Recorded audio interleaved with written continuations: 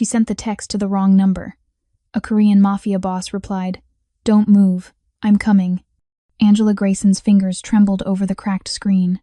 Her right arm cradled against her ribs like something already dead. The bathroom tiles pressed ice into her spine, but she barely felt it. All she felt was the wrongness, the unnatural angle of her wrist, the wet heat of blood seeping through her cardigan sleeve where the glass had torn skin. Derek's fist hammered against the door. "Angela, baby, open up. Let me see it. Let me help you." Her husband, the man who'd slipped a 2-carat diamond on her finger 4 years ago in a riverside garden, the man who'd just grabbed her arm with both hands and twisted until something inside snapped like kindling. "I didn't mean to hurt you. You know that. You startled me." She knew better than to answer. Silence only fed his rage, but words fed it faster.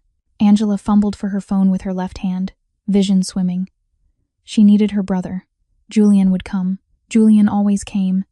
The screen smeared red under her thumb as she scrolled through contacts. Everything looked the same through tears and terror names blurring into shapes, numbers into nonsense. She pressed what had to be Julian's name and typed with one shaking finger. "He crushed my arm. I think it's broken. He won't let me leave. 2453 Westfield Apartments, Unit 17, please." She hit send and prayed. The door shuttered. Derek's voice dropped to that silky register that always came before the worst of it. "Angela, I'm asking nicely. Don't make me ask again." Her phone buzzed. "Who is this?" Her heart fell through the floor. Wrong number. She'd texted a stranger while Derek was seconds away from kicking down the only barrier between her and whatever came next. "No, no, no, no." She typed again. Faster, messier. "Wrong number, sorry. But please. Husband broke my arm. He's breaking down the door. I need help." 3 seconds of silence. Then, "Don't move. I'm coming. Confirm address." Angela's breath caught. She didn't know who this person was, didn't know if they were real or cruel or even in the same city, but they were all she had. 2453 Westfield Apartments, Unit 17. Please hurry. Please don't call police. Another buzz. "Stay hidden. 8 minutes. Hold on. 8 minutes. She'd be dead in 8 minutes." The lock was already splintering. "I'm counting to 3, Angela." The voice on the other side wasn't her husband's anymore. It was the voice he used when he stopped pretending. When the mask cracked and the thing underneath came out. 1. She pressed herself into the corner between the tub and the wall, trying to make her body smaller, trying to disappear into the grout. 2. Her phone screen dimmed. The last message sat there like a lifeline thrown from a passing ship. "Hold on." 2 words from a stranger who might not even come. 3. "Welcome to Ruthless Romance Tales. And honey, you just stepped into something you can't unsee. If you've been riding with me, you know we don't do safe here, we do dangerous, we do addictive, we do the kind of love that brands your soul and refuses to let go. And if you're new, buckle the hell up, because what you're about to witness is a collision so violent, so inevitable, it'll rewrite everything you thought you knew about romance. Hit that like button like your life depends on it. Subscribe because you're already hooked, and smash that notification bell, because missing what comes next would be a crime. Now let's watch how the ruthless Korean Mafia boss's life changed forever. The door exploded inward, splinters of cheap wood scattering across tile. Derek filled the doorframe 6'2", shoulders heaving, eyes flat and black like river stones. He wasn't looking at her like she was his wife. He was looking at her like she was a problem that needed solving. "Who were you texting?" He moved fast.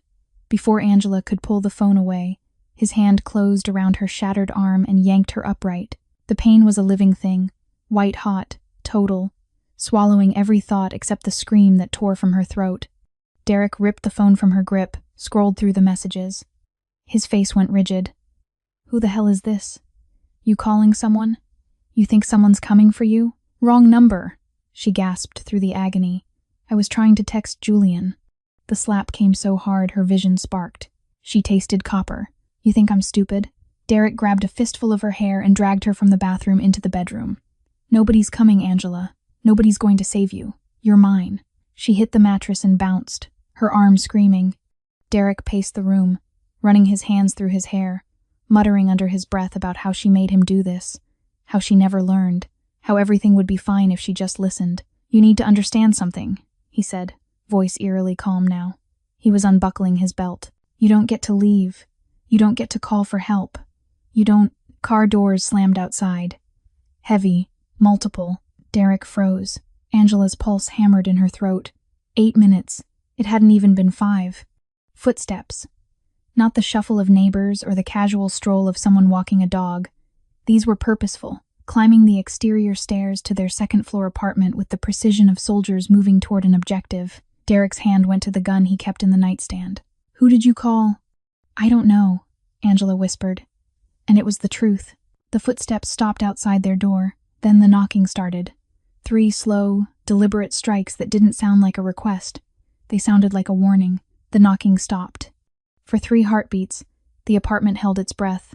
Then the front door didn't open, it simply ceased to exist. No splintering crash, no dramatic kick. One moment it was there, the next it was gone, removed from its hinges with surgical precision and set aside like it had never mattered at all.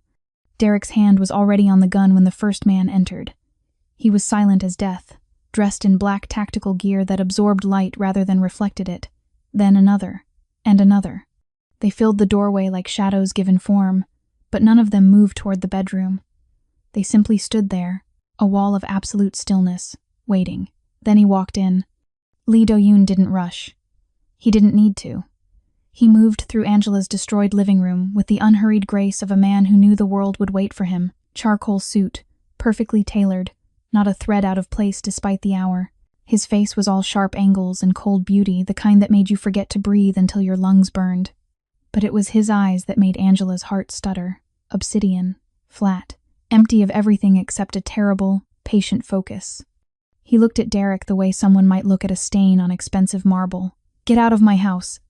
Derek's voice cracked as he raised the gun, his other hand still fisted in Angela's hair, yanking her head back. "I'm a police officer. I know what you are." Do-yoon's voice was quiet, almost conversational, with the barest trace of an accent that made each word sound deliberate. He took another step into the bedroom. His men didn't follow. They didn't need to. Derek's gun hand shook. "I'll shoot. Do-yoon smiled. It was the most terrifying thing Angela had ever seen. A thin, cold line that held no humor, no warmth, nothing human at all. Just the promise of something inevitable. "You won't." He moved. Angela didn't see it happen. One moment Do-yoon was near the door, the next he was beside the bed. His hand closed around Derek's wrist. There was a sound, wet, organic, wrong, and Derek's scream split the air. The gun clattered to the floor. Derek's hand hung at an unnatural angle, the same grotesque wrongness Angela had seen in her own arm just minutes before. Poetic justice delivered without a word. Derek crumpled, clutching his shattered wrist, his face gone gray with shock and pain. Do-yoon released him like he was discarding something distasteful, then turned to Angela. For the first time since entering, his expression shifted. Not softening, nothing about him was soft, but the flat emptiness in his eyes gained dimension. Recognition. Assessment. Something else she couldn't name. "Can you stand?" His voice dropped lower, meant only for her. Angela tried. Her legs wouldn't cooperate. The adrenaline that had kept her conscious was draining away, leaving nothing but pain and exhaustion and the dreamlike unreality of a Korean man in a $10,000 suit, standing in her bedroom at midnight because she'd texted the wrong number. Do-yoon didn't wait for an answer. He shrugged out of his coat, cashmere, midnight gray, still warm from his body, and draped it over her shoulders. The scent hit her immediately. Cedar and tobacco, expensive cologne, and something darker underneath. Gunpowder, maybe, or blood. The coat swallowed her, heavy and luxurious and completely incongruous with the horror of the last hour. He bent down, and Angela's breath caught as he slid one arm beneath her knees, the other around her back, lifting her as though she weighed nothing at all. She should have been terrified. This stranger, this man who'd just broken her husband's bones with casual efficiency, was carrying her out of her own apartment, but the fear that should have been there was drowned by something else entirely. Relief, exhaustion, and underneath it, barely acknowledged, the feeling of being held by someone who wasn't hurting her. Do-yoon's face was inches from hers. She could see the faint scar bisecting his left eyebrow, the way his jaw tensed as he adjusted his grip to avoid her injured arm. His breath was steady, controlled, while hers came in shallow gasps. "You're mine now," he whispered, so quiet Derek couldn't hear over his own sobbing. Not a question. Not a comfort. A statement of fact delivered with the certainty of a man who'd never been told no in his life. Angela should have protested, should have demanded answers, should have done anything except let this stranger carry her past his silent army of men, past her destroyed front door, past the life she'd known. But she didn't, because the monster holding her felt safer than the man she'd married. And that terrified her most of all. Angela woke to sunlight that shouldn't exist, not the gray, filtered light of her apartment windows with their view of the neighboring building's brick wall. This was pure, unobstructed morning pouring through floor-to-ceiling glass that stretched impossibly high. She blinked against the brightness, her mind struggling to reconcile the last thing she remembered Do-yoon's arms. The backseat of a car that smelled like leather and danger with the palace she'd woken up in, because that's what it was. A palace suspended in the sky. The bed beneath her was a cloud of silk sheets the color of champagne. Her right arm rested on a pillow, encased in something that looked more like aerospace engineering than a medical brace, sleek black carbon fiber with subtle LED indicators pulsing a soft blue. No pain. Whatever they'd given her had reduced the agony to a distant throb. She sat up slowly, her body protesting in a dozen places that had nothing to do with her arm. The room was enormous, all clean lines and expensive minimalism, white walls, dark wood, and those windows, God, those windows offering the city like a gift laid at her feet. 40 floors up, maybe more. High enough that the streets below looked like distant rivers of light, high enough that jumping wouldn't be quick. The thought came unbidden, unwelcome. Angela pushed it away and stood, testing her legs. Her feet met heated marble, and she realized she was wearing silk pajamas she'd never seen before. Black, perfectly fitted. Someone had changed her clothes while she slept. The intimacy of that violation should have terrified her, but it was swallowed by a larger, more pressing question. Where the hell was she? She found a door, black lacquered wood with no visible handle, and pressed her palm against it. It slid open with a whisper, revealing a hallway that belonged in an architectural magazine. She moved through it, her bare feet silent, following the sound of, was that water? A fountain? The hallway opened into a living space that stole what was left of her breath. The penthouse stretched out like a temple to wealth and power. Everything was monochrome elegance, from the low-slung leather furniture to the abstract art that probably cost more than her entire life. But it was the view that held her captive, a 360-degree panorama of the city waking up beneath her. Beautiful, isn't it? Angela spun. A man stood near the entrance, tall, broad-shouldered, wearing a suit that marked him as one of Do-yoon's. His face was professionally blank, but his body blocked the only visible exit. I need to leave. Her voice came out steadier than she felt. I'm afraid that's not possible, Miss Grayson. Miss Grayson. Not Mrs. The absence of Derek's last name felt like freedom and imprisonment braided together. You can't keep me here. She moved toward him anyway, testing. He didn't shift, didn't reach for a weapon. He simply existed as an immovable barrier, polite and absolute. You should sit down. It wasn't a suggestion. Mr. Lee will want to speak with you. I don't care what Mr. Lee wants. You care very much what I want. The voice came from behind her, and Angela's heart performed some complicated acrobatics that left her breathless. She turned to find Do-yoon emerging from a doorway she hadn't noticed, a glass of tea in his hand. He wore different clothes, charcoal slacks, a black shirt with the sleeves rolled to his elbows, exposing forearms corded with muscle and decorated with ink that disappeared beneath the fabric. He looked less like a businessman and more like what he actually was. Dangerous. Your arm. He gestured with the tea, those obsidian eyes tracking her with unnerving focus. The surgeon says you'll regain full mobility in 6 weeks. Earlier, if you're disciplined with physical therapy, you had no right. I had every right. He moved closer, and Angela hated that she didn't step back. You texted me for help. I helped. I texted the wrong number. Yes, that terrible smile again, barely there. Lucky for you. The guard had disappeared, she realized. When had that happened? Now it was just her and Do-yoon in this glass tower, the city sprawling below them like subjects before a throne. I want to go home. You don't have a home. Not anymore. He set the tea down on a side table, the movement precise, controlled. Derek isn't in jail, Angela. His brother, Detective Marcus Hayes, filed the incident as a domestic dispute with no charges. Derek walked out of the hospital 4 hours after I left him bleeding on your bedroom floor. The room tilted. That's not possible. It's not only possible, it's done. He's looking for you right now. He's filed a missing persons report. You're officially a kidnap victim, and he's the concerned husband leading the search." Angela's legs forgot how to hold her weight. She sank onto the nearest chair leather, butter soft, probably obscenely expensive, and tried to process what he was telling her. "You're lying." "I don't lie. I don't need to." Do-yoon moved to the window, his silhouette dark against all that light. "Outside these walls, you are a dead woman. Derek will find you eventually. His badge gives him access to every camera, every database, every tool the city has to offer. And when he finds you, he will kill you. Not quickly, not cleanly." He turned back to face her, and the morning light made him look carved from shadow. "In here, you are untouchable. You are protected.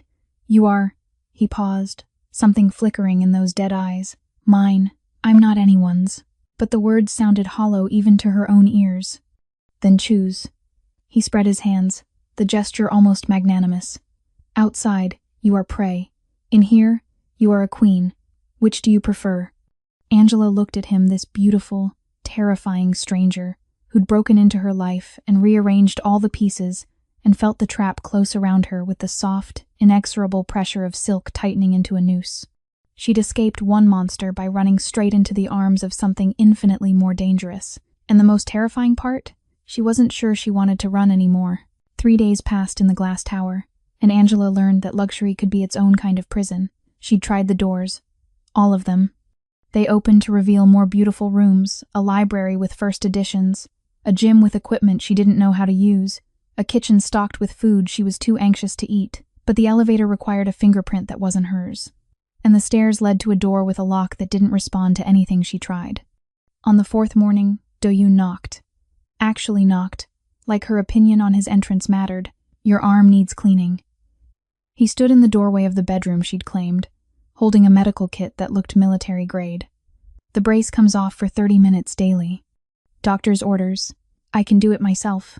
With one hand, he tilted his head, and something in that small gesture made her pulse kick. "You're intelligent, Angela. Don't insult us both with pride." He was right, and she hated him for it. The bathroom was an exercise in excess marble everywhere. A tub that could fit 4 people. A shower with enough jets to simulate a monsoon. Do-yoon set the medical kit on the counter and turned on the water, testing the temperature with the kind of attention she'd seen him give everything. Precise, controlled, obsessive. "Sit." He gestured to the bench inside the shower enclosure. Angela's heart hammered against her ribs. "I'm not getting undressed." "I know." He retrieved a waterproof covering from the kit. "The brace stays dry. Everything else gets clean. You've been wearing the same clothes for 2 days." She had, because the alternative was accepting the wardrobe that had appeared in the closet designer labels, her exact size, chosen by someone who'd studied her body with uncomfortable precision. The steam built around them as she sat, still fully clothed in the silk pajamas. Do-yoon knelt beside the bench, close enough that she could see the ink disappearing under his rolled sleeves wasn't random. It was a story told in symbols she didn't understand. Dragons. Tigers. Something that looked like a family crest rendered in brutal black lines. He began with her left hand, using a soft cloth to wash away days of sweat and fear. His touch was clinical at first, efficient. But there was something hypnotic about watching those dangerous hands perform such a gentle task. Hands that had broken Derek's bones now cradling her fingers like they were made of glass. "Why are you doing this?" Her voice sounded strange in the steam-thick air. "Because you can't." He moved to her wrist, her forearm, the movements methodical but not cold. Never cold. "You have people who could. I don't trust anyone else with you." The words settled between them, heavy with implication. Angela watched water droplets slide down his forearms, following the paths of ink and muscle. His sleeves were soaked now, clinging to skin that shouldn't have fascinated her but did. "Lean forward." She obeyed before her brain caught up with her body. He gathered her hair thick coils that she hadn't had the energy to maintain and pulled it over her shoulder with surprising gentleness. His fingers brushed the back of her neck, and Angela's breath caught. "You're afraid of me." Not a question. "Yes." "Good." He continued washing, moving to her shoulders, her back, the cloth warm and careful over silk that was growing transparent with water. "Fear keeps you smart, but you're also curious. That's dangerous." "Curious about what?" "Why a man like me would care about a woman like you." Angela turned to face him, water streaming down her face, her heart doing something complicated in her chest. "And why do you?" Du-Yoon paused, the cloth still in his hand, his face inches from hers. Up close, she could see the scar through his eyebrow wasn't the only one. There was another, faint, along his jaw. And his eyes, God. Those eyes weren't entirely black. There were flecks of bronze near the pupils, like embers in ash. I'll show you. He stood, offering his hand. Get dressed. Something comfortable. 20 minutes later, she followed him through corridors she hadn't explored, her damp hair leaving wet spots on the simple black dress she'd finally accepted from the closet. It fit like it was made for her. It probably was. Du-Yoon stopped at a door that looked like all the others, but wasn't. When it opened, Angela's world tilted sideways. The room was soundproofed, she could tell from the specialized panels on the walls, and in the center, bathed in soft light, stood her cello. Not one like it. Hers, the instrument she'd saved for 3 years to buy, with the scratch on the neck from the first time Derek had knocked it over in a rage. How? Her voice failed. I went back. Du-Yoon leaned against the doorframe, watching her with that unnerving focus. The night I took you. My men retrieved everything that mattered before Derek could destroy it. Angela moved toward the cello like a woman in a trance. Her fingers, the ones on her good hand, traced the familiar curves. The strings that needed tuning, the bow resting beside it. Why? Because 5 years ago, I saw you perform at the Sheridan Hall benefit concert. His voice was quiet, almost reverent. You played Elgar, the cello concerto in E minor, and for 4 minutes and 37 seconds, I forgot what I was. Angela turned to stare at him. You remember the piece? I remember everything about that night. He pushed off the doorframe, moving closer. You wore emerald green, your hair was up, and when you played, you closed your eyes like the music was the only thing in the world that mattered. Her breath caught. You're saying you've been what? Obsessed with me for 5 years? Obsessed is your word. He stopped just behind her, close enough that she could feel the heat of him. I prefer devoted. That's insane. Yes. His hand came up, hovering near her shoulder but not quite touching. I've bought every recording you've made, attended every public performance, and when you stopped playing 2 years ago, I noticed. I looked into why. The air left Angela's lungs. Derek. Derek. The name sounded like a curse in his mouth. Who crushed your spirit long before he crushed your arm. So when your text came through when fate put you in my hands, I didn't hesitate. Angela turned to face him, and the truth crashed over her like a wave. This isn't a rescue. It's a collection, he finished, that terrible smile playing at his lips. You're the masterpiece I've been waiting to acquire, and now that I have you... His hand finally made contact, fingers tracing the line of her jaw with devastating gentleness. I'm never letting go. Angela couldn't sleep. The penthouse was too quiet at night, all that glass and marble swallowing sound until the silence itself became a presence. She'd tried, spent 2 hours staring at the ceiling of her gilded cage, replaying Do-Yoon's words in the music room. Collection, masterpiece, never letting go. She should have been terrified. She was terrified, but underneath the fear lived something else. Something dark and magnetic that made her skin feel too tight, made her wonder what his hands would feel like without the gentleness, without the restraint. At 2 a.m, she gave up on sleep and wandered. The penthouse was different at night. The city lights below transformed the glass walls into mirrors, reflecting her ghost-like figure back at her brown skin, glowing amber in the dimness, her natural hair a dark halo around her face. The black silk nightgown she'd finally accepted hanging off her frame like shadow-made fabric. She moved through corridors she'd memorized by now, drawn by something she couldn't name. Maybe curiosity, maybe self-destruction, maybe they were the same thing. That's when she heard his voice. Low, controlled, speaking in Korean with the kind of authority that made her spine straighten even though the words meant nothing to her. It came from a room she'd assumed was locked an office at the far end of the east wing, behind a door that always remained closed. Tonight, it was cracked open. Just enough. Angela knew she should walk away, knew that whatever happened behind that door was none of her business, was dangerous to witness, was exactly the kind of knowledge that got people killed in movies. But her feet kept moving, drawn by the gravitational pull of a black hole, until she stood in the sliver of darkness beside the doorframe. Through the gap, she could see him. Do-Yoon sat behind a massive desk of dark wood, his face lit by the cold glow of multiple monitors. He'd shed his usual armor, the suit jacket was gone, his shirt unbuttoned at the collar, sleeves rolled up to reveal those tattooed forearms. But it wasn't his appearance that made Angela's blood run cold. It was his expression. Empty. Absolute. The face of a man who'd removed every trace of humanity and replaced it with pure, calculating purpose. On the screen in front of him, another man spoke older, Korean, his face tight with fear barely masked as respect. Do-yoon listened with the patience of a predator watching prey run out of places to hide. Then he spoke. Still Korean, but Angela didn't need translation. She understood tone. She understood finality. Do-yoon's hand moved across a tablet, his finger signing something with the casual efficiency of a man approving a lunch order. Except she knew God. She knew in her bones he wasn't ordering food. The man on the screen bowed. The call ended. Do-yoon pulled up another screen. Financial charts. Numbers flowing in columns that meant nothing to Angela but clearly meant everything to him. He made another gesture, moved funds with a swipe, and somewhere in the world, someone's life was being dismantled. Asset by asset. Account by account. A systematic destruction carried out with the cold precision of a surgeon. This was who he was. Not the man who'd washed her arm with gentle hands. Not the man who'd retrieved her cello and remembered her performance from 5 years ago. This was Lee Do-yoon, the king of an empire built on fear and blood, and she was standing in his palace watching him destroy people with less emotion than normal humans showed swatting flies. She must have made a sound, a gasp, a sharp intake of breath, something. Because he looked up. For one frozen moment, their eyes met across the darkness, and Angela watched something extraordinary happen. His face transformed.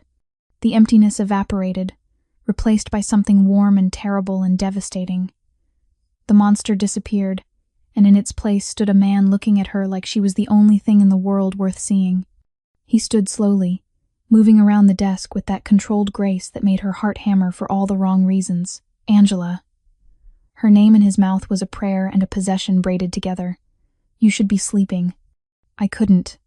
Her voice came out smaller than she intended. I know what you heard. He reached the doorway, and she should have stepped back, should have run, but she stayed rooted to the spot as he emerged from his office into the hallway. The man who'd just signed death warrants with the same hands now reaching for her face. Are you afraid? Yes. Good. His thumb traced her cheekbone, and Angela hated how her body leaned into the touch. You should be. I'm not a good man, Angela. I've never pretended to be. Then what are you? Yours. The word hung between them, heavy and irrevocable. Every terrible thing I am, every sin I've committed, every life I've ended, it all belongs to you now, just as you belong to me. That's not... Her protest died as his other hand came up, cradling her face like she was something precious and breakable. You can't just claim people. I don't claim people. I claimed you. 5 years ago, watching you play with your eyes closed and your soul on fire. You just didn't know it yet. The confession should have sounded insane. It was insane. But standing there in the dark hallway with his hands on her face and his eyes burning into hers, Angela felt something inside her shift. Some fundamental understanding that she'd been running toward this moment since the night she'd sent that text. Maybe longer. The things I do, he continued, his voice dropping to something raw and honest. The decisions I make, they keep empires running. They keep you safe. They keep you here. With me, where you belong. I don't belong to anyone. Keep telling yourself that. He leaned closer, his breath warm against her lips, his scent cedar and tobacco and danger surrounding her completely. But we both know it's a lie. You felt it in the music room. You're feeling it now. This thing between us, it was inevitable the moment you walked onto that stage 5 years ago. Angela's hands came up, intending to push him away. Instead, they fisted in his shirt, pulling him closer even as her mind screamed at her to run. You're a monster. Yes. His forehead pressed against hers, and the intimacy of it stole her breath. But I'm your monster. And you, Angela Grayson, are my salvation and my damnation wrapped in brown skin and music. She kissed him, or he kissed her. Later, she wouldn't be able to say who moved first. The kiss ended because Angela's new phone, the one Do-yoon had given her, untraceable, encrypted, supposedly safe, vibrated against the nightstand in her room. She pulled away from him, breathless and shaking, her lips still burning from the press of his mouth. Do-yoon let her go, but his eyes tracked her like a predator watching prey decide whether to run. It's 3 a.m, she said, more to herself than him. Who would? The screen lit up, unknown number, and beneath it, a photo that made her blood turn to ice. Julian, her brother, bound to a chair in what looked like a warehouse. His face bruised, terror stark in his eyes. And standing behind him, just visible in the frame's edge, was Derek's unmistakable silhouette. The message came through a second later. Come alone or he dies.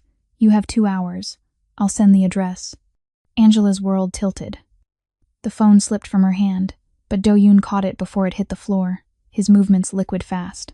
He studied the screen, his expression shifting back to that terrible emptiness she'd seen in his office. No. His voice was flat, final. That's my brother. Angela lunged for the phone, but he held it out of reach with insulting ease. He has Julian. You have to do nothing. Do-yoon pocketed the phone. This is a trap.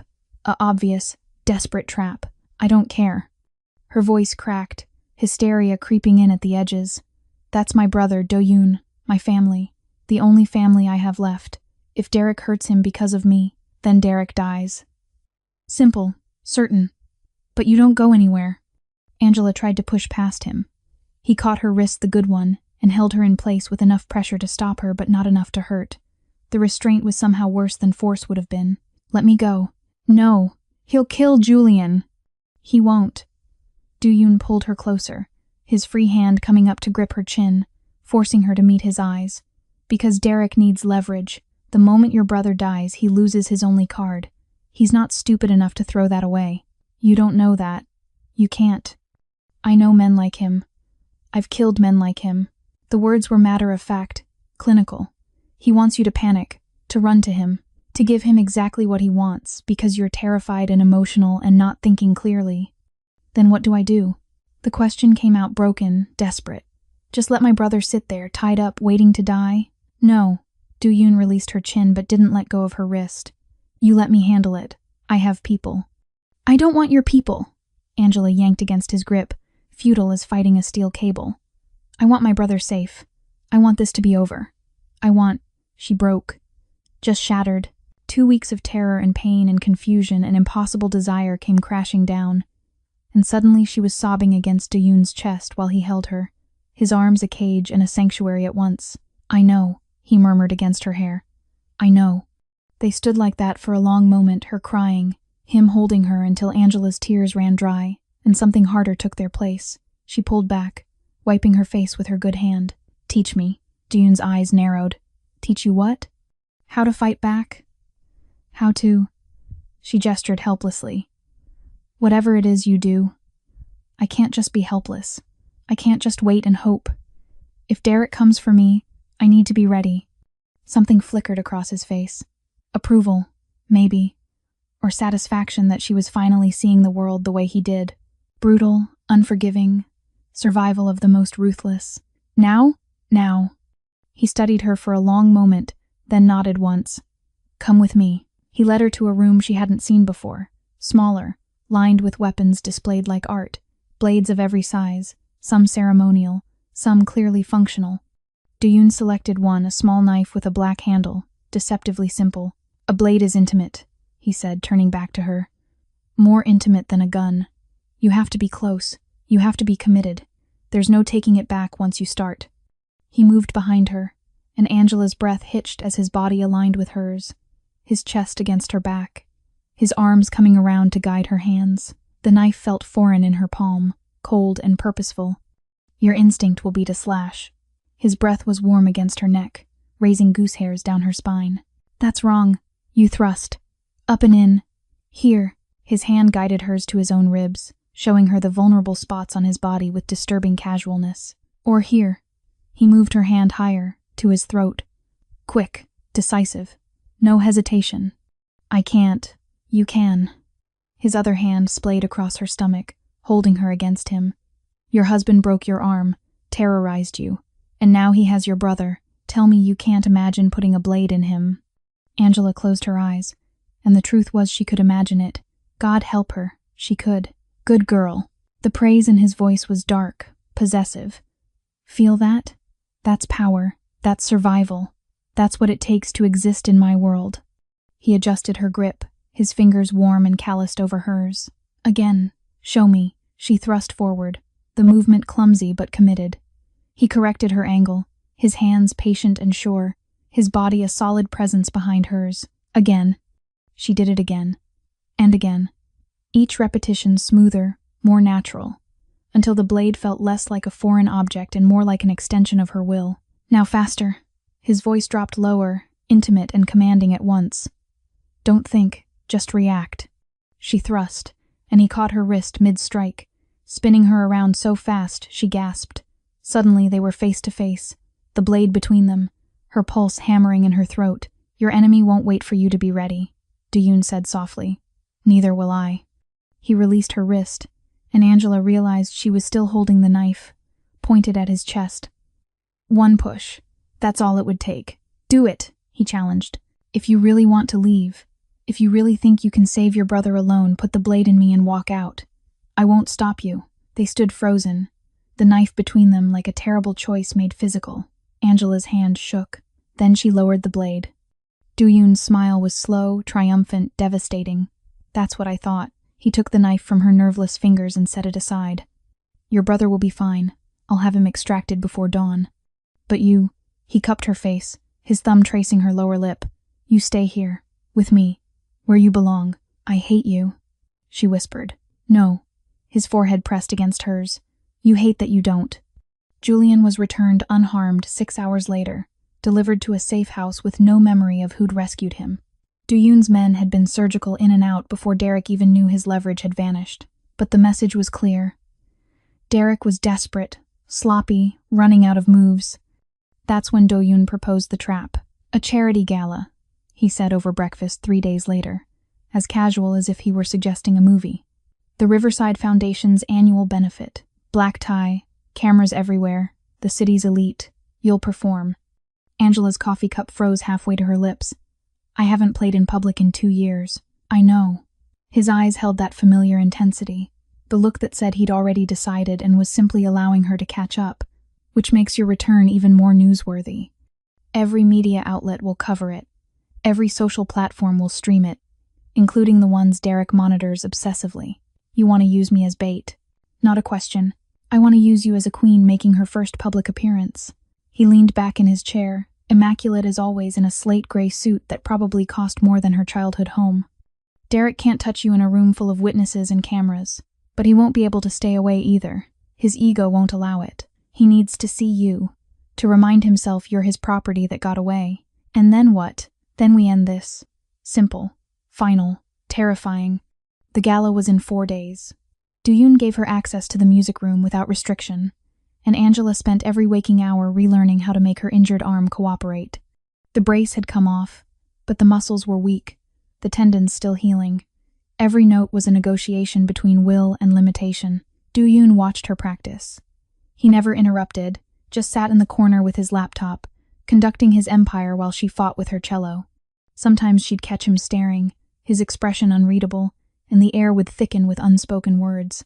On the night before the gala, he came to her room with a garment bag. Tomorrow you'll need armor, he said, laying it on the bed.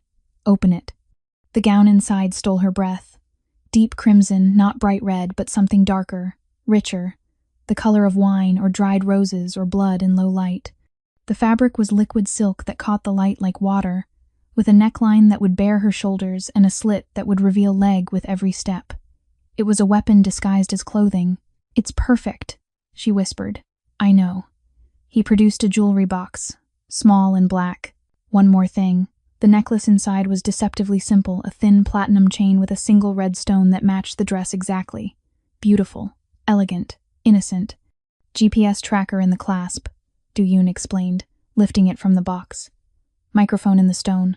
I'll hear everything, see everything through the venue's cameras. If Derek gets within 10 feet of you, I'll know. He moved behind her, and Angela's pulse kicked as his fingers brushed her neck, fastening the chain. His breath was warm against her skin, his presence overwhelming in the intimate space. You'll be magnificent tomorrow, he murmured. Everyone will see what I've known for 5 years. That you're not a victim, you're a force of nature.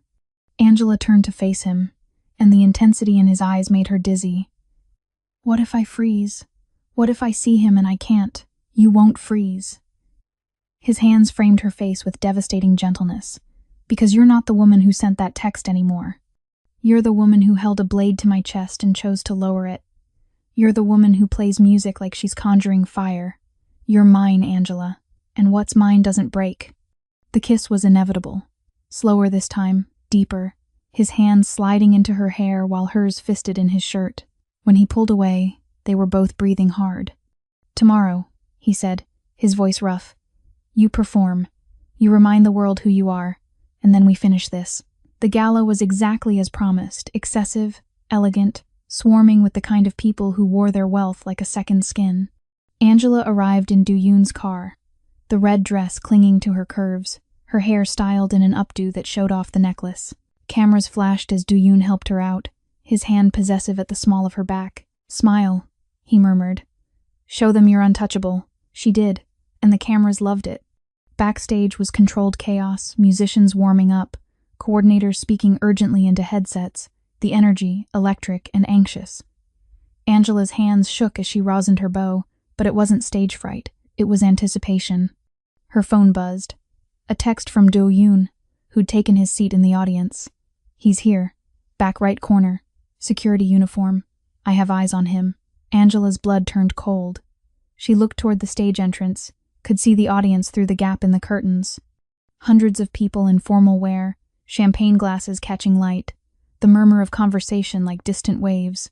And there, exactly where Do-yoon said, stood Derek. He'd somehow acquired a security uniform, probably through his brother's connections, and positioned himself where he could watch the stage. Even from this distance, she could see his smile. Confident, possessive, the smile of a man who thought he'd already won. He thought she was still his. Still the terrified woman who'd hidden in a bathroom while he broke down the door.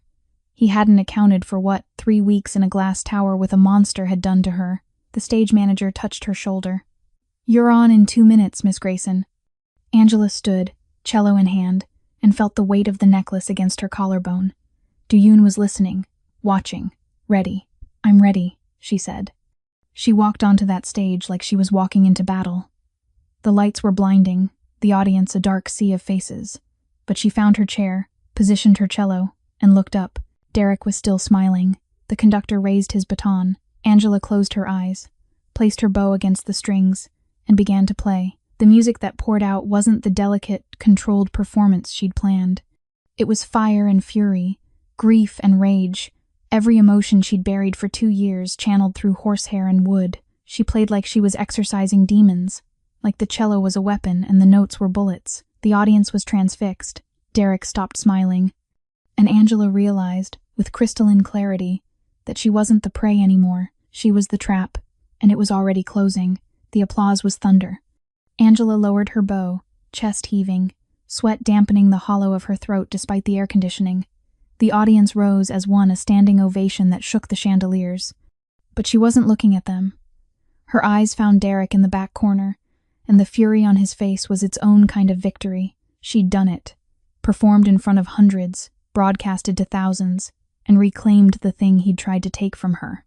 The stage manager ushered her off as the next performer took position. Angela's hands were shaking, adrenaline, triumph, terror braided together as she navigated the maze of backstage corridors toward her dressing room. The necklace felt warm against her skin, Do-yoon's constant presence even when he wasn't visible. She almost made it. Angela. The voice froze her blood. She spun, and Derek was there, having somehow bypassed security, the uniform giving him access he shouldn't have had. He looked different, thinner, eyes wild, the veneer of control completely stripped away. You really thought you could run from me? He moved closer, and Angela's training kicked in. She stepped back, keeping distance, assessing exits. Thought you could embarrass me in front of the entire city. I didn't think about you at all. Her voice was steady, despite the fear clawing up her spine. That performance wasn't for you. It was for me. Lying whore. The words were venom. He pulled something from his pocket, a small plastic bag filled with white powder. You're going to come with me quietly. We're going to walk out of here, and I'm going to arrest you for possession. My brother's already prepared the paperwork. Angela's heart slammed against her ribs. That's not mine. Everyone will know. Everyone will know you're a junkie who ran away with a criminal to fuel your habit. He moved fast, grabbing her injured arm. The pain was sharp but manageable, nowhere near what it had been. Do-yoon's going down too. Kidnapping, trafficking, corruption. I've been building the case for weeks. He was insane, completely detached from reality. And in that security uniform, with his badge and his brother's protection, he might actually pull it off. Derek, please. She let her voice break, let herself sound small and scared. The woman he expected her to be. Too late for begging. He shoved the bag into her clutch, his grip on her arm tightening. Now move, or I'll drag you out of here. Angela moved, but not the direction he expected. She spun into him instead of away, using his own grip as leverage, and brought her knee up hard between his legs. Derek's breath left him in a shocked wheeze, his hold loosening just enough. She grabbed the mic stand from the nearby props table, heavy, metal, perfect, and swung it at his throat. The impact was solid, satisfying. Derek choked, staggering back, his face going purple. Angela didn't stop, couldn't stop. 3 weeks of fear and fury and helpless rage poured out in controlled violence. She struck again, this time his wrist, the one holding her, and something in it gave with a crack that echoed Do-yoon's own justice. Derek dropped to his knees, gasping, You can't. I already did. Angela's voice was cold, foreign to her own ears. She reached into her dress, the slit that had seemed purely aesthetic, actually concealed a sheath and pulled out the blade Do-yoon had trained her with. Small, deadly, perfectly balanced. She pressed it against Derek's throat, right where Do-yoon had taught her. Quick, decisive, no hesitation.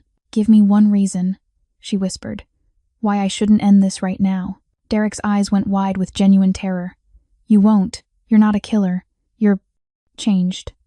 The blade pressed harder, drawing a thin line of red. You made sure of that. Angela, Do-yoon's voice cut through her rage like a blade of its own. She looked up to find him standing in the corridor entrance, but he wasn't alone. Behind him stood Police Commissioner Martinez, 2 FBI agents she recognized from the news, and most devastating of all 3 camera crews with their equipment already rolling. Step back, Do-yoon said softly. Let them see what he tried to do. Angela looked down at Derek, then at the cameras now broadcasting everything, the bag of powder that had fallen from her clutch.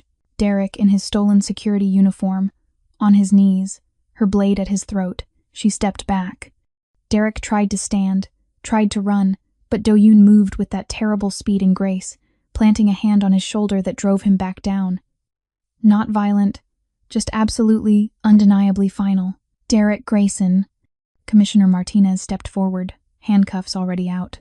You're under arrest for assault, kidnapping, evidence tampering, and about 15 other charges we're still tallying. This is insane, Derek's voice cracked. She's the criminal. She's with him. He gestured wildly at Do-yoon. He's a monster. Everyone knows. Everyone knows, Do-yoon interrupted quietly, that you broke your wife's arm, that you used your position as an officer to cover it up, that you kidnapped her brother, that you just attempted to frame her for drug possession, using evidence you planted. He leaned down, his voice dropping to something only Derek could hear. And everyone's watching. Derek's face went gray as he realized what had happened. The microphone in Angela's necklace. The cameras positioned perfectly. This entire confrontation had been broadcast live to the gala screens, recorded for every news outlet in the city. He'd been set up, perfectly, ruthlessly, completely. The FBI agents moved in, hauling Derek to his feet. As they led him away, Do-yoon stepped close enough to whisper something in Derek's ear that made what little color remained drain from his face. Angela didn't need to hear the words. She understood their meaning in the way Derek's legs nearly gave out, in the way his eyes went wide with the knowledge of what waited for him. Do-yoon had promised he wouldn't make it to the precinct, and Lee Do-yoon never broke his promises. The cameras stopped rolling. The FBI agents disappeared with their prize. Commissioner Martinez shook Do-yoon's hand with the familiarity of men who'd done business before. And Angela stood there in her blood-red dress, a blade still in her hand, and realized she'd just crossed a line there was no coming back from. Do-yoon turned to her, and the pride in his eyes was devastating. Beautiful, he said simply. He meant the performance, the trap, the way she'd fought back. He meant all of it. Is it over? Her voice sounded small in the sudden quiet. Almost. He took the blade from her hand, wiped it clean on his handkerchief, and tucked it away. There's one more thing you need to do. What? Come back on stage. He offered his hand. Take your second bow. Show them you're not a victim anymore. Angela looked at his outstretched hand, scarred, tattooed, deadly, and somehow the safest thing she'd ever known. She took it. The second bow was shorter. Angela walked onto that stage with Do-yoon's hand at the small of her back, and when the audience saw them together, the applause shifted into something else. Recognition. Understanding. The unspoken acknowledgement that they'd all witnessed something that changed the narrative.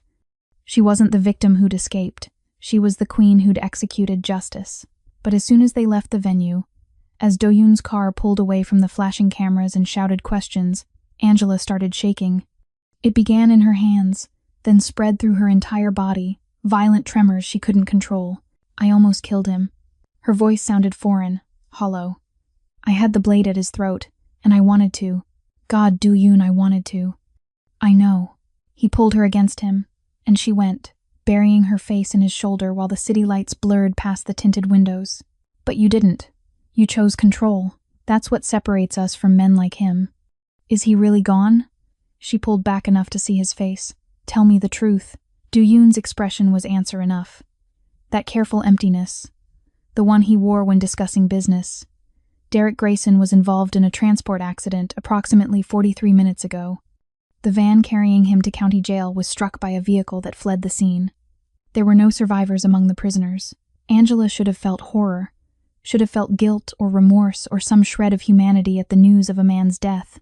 Instead, all she felt was a crushing, liberating wave of relief so powerful it made her lightheaded. Good, she whispered. Do-yoon's eyes darkened with something that looked like satisfaction, pride, possession. Good, he echoed. They rode the rest of the way in silence, his arms around her, her face pressed against his chest, where she could hear his heartbeat steady, unhurried, the rhythm of a man who'd orchestrated death and felt nothing but certainty. The penthouse was dark when they arrived, rain beginning to streak the massive windows. Angela moved through it like a ghost, still wearing the crimson dress, the necklace Do-yoon had given her warm against her skin. She should have been exhausted, should have collapsed into bed and slept for days. Instead, she found herself drawn to the music room. The cello waited where she'd left it that morning a lifetime ago, it seemed now. Angela picked it up, carried it to the main living area, and stepped onto the balcony.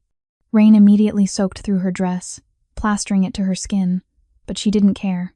She needed to play. Do-yoon found her there minutes later, the bow already moving across strings, rain and music blending into something primal.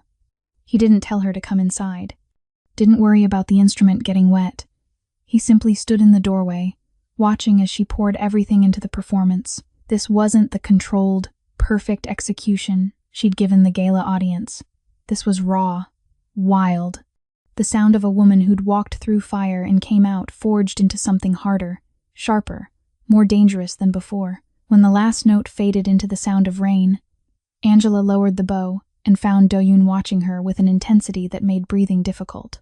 That, he said quietly, is who you really are. He crossed the balcony, rain immediately soaking through his expensive suit like he didn't notice, didn't care about anything except reaching her.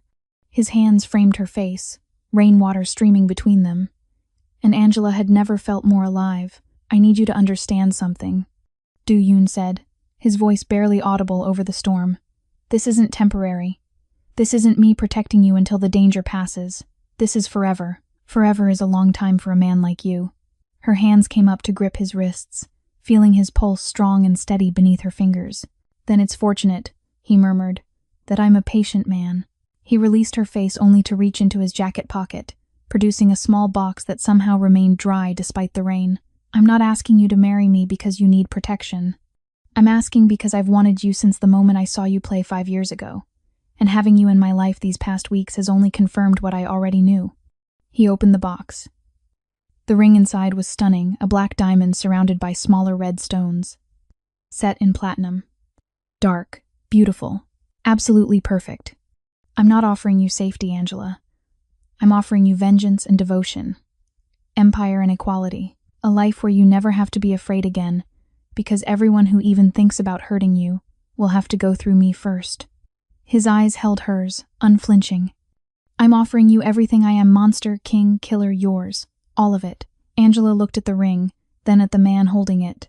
The man who'd broken into her life and rearranged every piece, who'd taught her to fight back, who'd orchestrated Derek's death with the same casual efficiency he brought to everything else. The man who'd saved her not because she needed saving, but because he'd wanted her for years and finally had an excuse to take what he'd been denied. It should have terrified her. It didn't. Yes. The word came out certain, powerful, irrevocable. Do-yoon's smile was devastating. He slid the ring onto her finger, a perfect fit, because of course he'd known her size, and pulled her into a kiss that tasted like rain and victory and dark promises that would take a lifetime to fulfill. They went inside eventually, dripping water across expensive floors, leaving a trail of wet clothes toward the bedroom. The cello remained on the balcony, rain streaming down its curves, a silent witness to the moment Angela Grayson chose to stop running and start ruling. Morning came with gray light and the buzz of Do-yoon's phone. He answered it still in bed, Angela curled against his side, her head on his chest, the black diamond catching the dim light. "Turn on the news," his associate said. "Channel 7. Do-yoon reached for the remote, and they watched as the morning anchor delivered the story with appropriate gravity. Transport accident, tragic loss of life. Derek Grayson among the casualties, along with 2 other prisoners and the driver. Investigation pending, but early reports suggested mechanical failure. No mention of foul play, no suspicion, just another unfortunate accident in a city full of them. Angela reached over and turned off the TV. "Any regrets?" Do-yoon asked quietly. She looked at him, this beautiful, terrifying man who'd destroyed her husband to claim her, and felt nothing but certainty. "None." "Good." He pulled her closer, his lips against her temple. "Because you're mine now, Angela. Completely. Irrevocably. Forever. I know." She tilted her face up to kiss him, slow and deep and full of dark promises. "And you're mine." Outside, the rain had stopped. The city spread below them, washed clean, full of new possibilities. And in a penthouse high above it all, a queen learned to love her monster. If you made it this far, you know this isn't your average love story. This is what happens when romance collides with darkness, when salvation comes wrapped in danger, when the man who saves you is the most dangerous thing you've ever encountered. Hit that like if Do-yoon's brand of devotion made your heart race. Subscribe because you're clearly addicted to the ruthless kind of love. And drop a comment telling me whose story you want next, because in this world, every monster deserves their muse, and every queen deserves her throne. Welcome to Ruthless Romance Tales, where happy endings come with a body count.